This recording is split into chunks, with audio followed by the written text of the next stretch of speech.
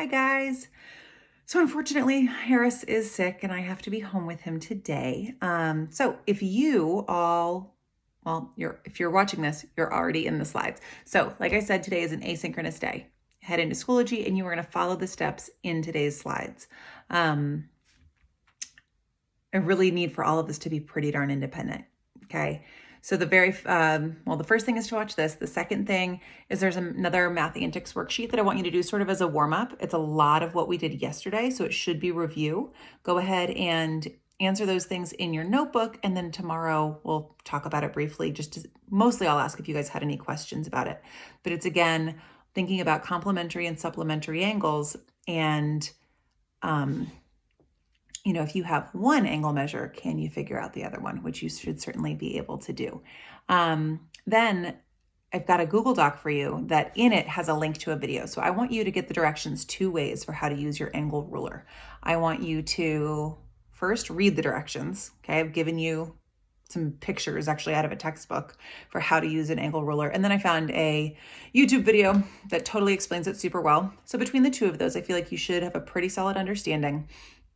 I then want you to go ahead and use your angle ruler to practice measuring, I think I said 2 angles on each of the shapes in your shape set. And you're going to record what you found, what those angle measurements are in your notebook. For those of you who are in class, I haven't given you your shape sets yet. They're already in baggies. They're sorted, ready to go. And they are in the white bin that is on the bookshelf in the front of the room. And you guys you can take it and hang on to it. Keep it with you. Bring it home and then bring it back to school next week because we will use those periodically. I'm actually going to have you guys hang on to those through the whole unit, okay? And then after that, I want you all to log into Khan and I have assigned some stuff. I don't know what happened. The last thing that's on there is about finding factors and multiples. I was assigning that to my 6th grade class and I accidentally assigned it to you guys. And I, for the life of me, cannot figure out how to unassign it. I'm going to try again. So hopefully I'll figure it out. And if you don't see it, you can ignore this part of my message. But if you finish all of the stuff related to geometry and you get to factors and multiples, you don't have to do that. That was not meant for you. I am going to ask your sub to go ahead and build in a break for you guys, okay? And then if you finish early, you can do any of the extension opportunities that are on that last slide, or you can read silently. I appreciate you guys just being flexible and rolling with it today.